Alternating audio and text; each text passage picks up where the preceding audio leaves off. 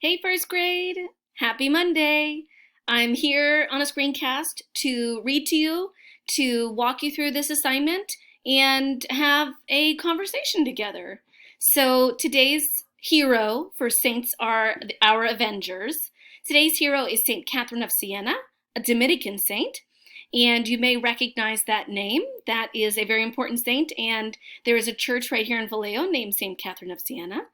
And so what I'm going to do, what you're looking at, is a Google slide that I created that you can view without the video. And what I did was I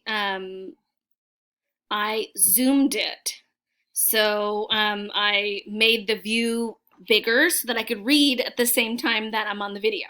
Okay, so this is what I found to be a good example of St. Catherine and a good biography, but there were a few things that I felt like were important that I'm going to add towards the end. Okay. St. Catherine was the youngest of a very large family. In fact, she had 25 brothers and sisters. In 1353, at the age of 6, she had a vision in St. Dominic's Church in which our Lord appeared to her and blessed her. More on that later. She felt that our Lord wanted her to do some special work, so she prepared for it by penance and fervent prayer. Fervent prayer means intense prayer, and penance means to confess and to admit your sins and those things that we work on during Lent and throughout most of the year. Her parents wanted her to get married, but she put on the robes of the Sisters of the Third Order of St. Dominic and devoted herself to the care of the poor.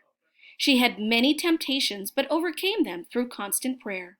Her sound advice and wisdom were sought by civil leaders and even by the Pope. The popes had been living in France instead of in Rome, in Italy, for many years because of these unsettled times.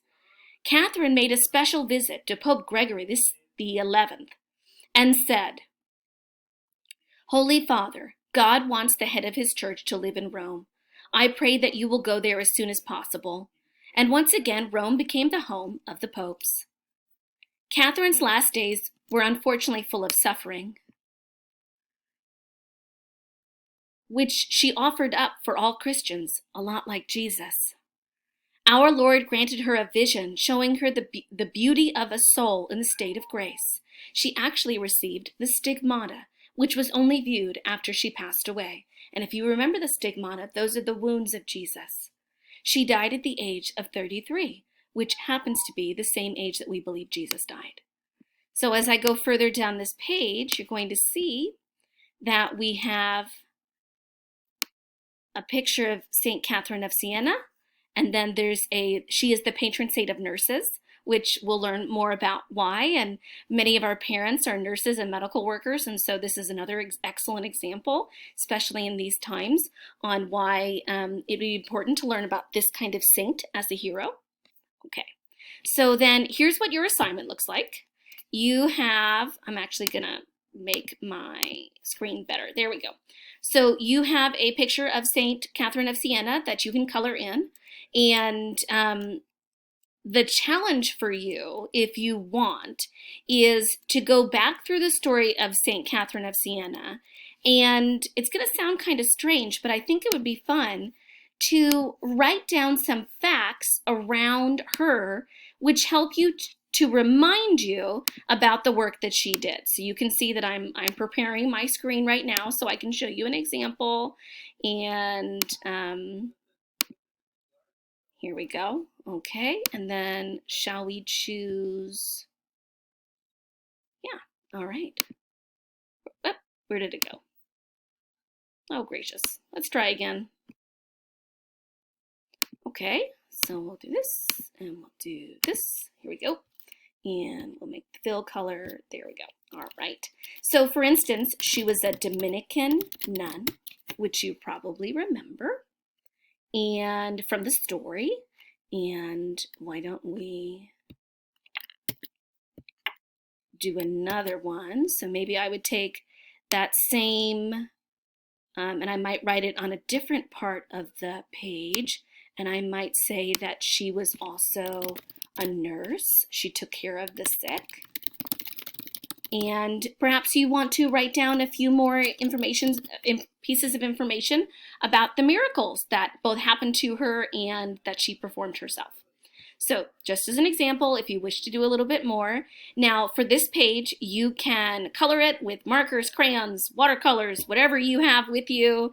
And it's just for fun. You don't have to color in the whole thing. Maybe you just want to look at a real picture of St. Catherine of Siena and to decorate her in her traditional colors, and perhaps even see maybe what her life would have been like in the 1300s.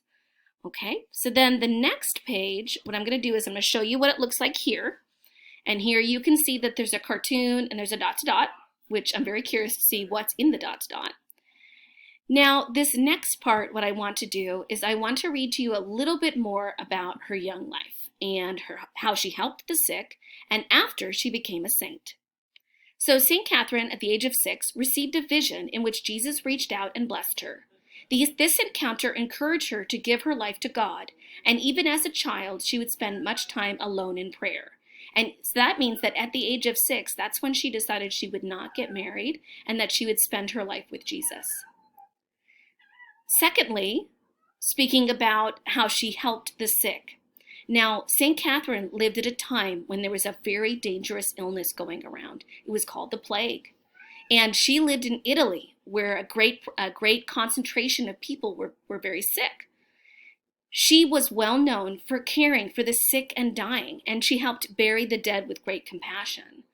One of the things I want you to know is that at that time, people didn't understand illness and they didn't understand sickness. They just knew that if you got sick with this plague, that it would be very difficult and, you'd have a very difficult time. And so many people wouldn't help you if you got sick.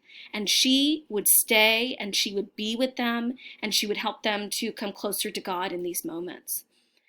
She became so well known for her holiness and compassion that many people began to seek her out for her wisdom and advice, including doctors and priests. After she became a saint, St. Catherine was declared a doctor of the church, not a medical doctor, but a doctor of the church, which is a title given to 36 saints who are known for educating people about their faith with words and examples. She wrote letters and a treaty called a dialogue, which are considered among the treasures of Christian spirituality. So that's what I wanted you to know a little bit more before we went to the cartoon. So here what I did was I took it and I made it big for you. And so I'm going to read the cartoon for you. And then what I want you to do is think about it a little bit. And then I'll talk about it here and hopefully it'll coincide with what you're talking about at home. So long ago in Siena, Italy, St. Catherine says, "Here, this will help the fever." And her patient says, "Oh." Another nurse comes in and says, "Aren't you afraid of the plague?" And the nurse says that. And then St. Catherine says, "But it's Jesus that I serve in the sick." So in these sick people, she doesn't see their illness. She doesn't see who they are at home or whether they were a good person or a bad person.